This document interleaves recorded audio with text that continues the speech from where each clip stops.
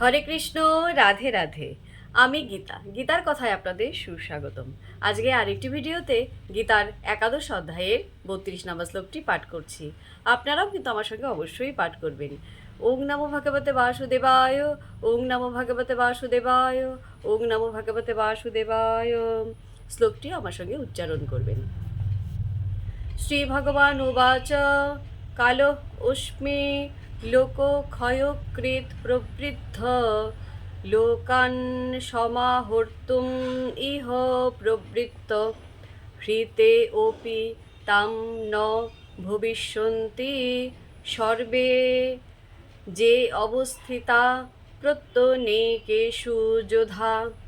অনুবাদ: শ্রী ভগবান বললেন, আমি লোকক্ষয়কারী প্রবৃদ্ধ কাল এবং এই সমস্ত লোক সংহার করতে এক্ষণে প্রবৃত্ত হয়েছি। তোমরা ছাড়া উভয় পক্ষীয় সমস্ত যোদ্ধারাই নিহত হবে। তো ভক্তগণ, এমনি করে প্রতিদিন একটি করে গীতা শ্লোক পাঠ করুন আর এই দুর্লভ মানবজনমকে ধন্য করুন। আর আমাকে কমেন্ট করেছেন মাধবী কুণ্ডু। রাধে রাধে, আপনাকেও রাধে রাধে। হরি বল।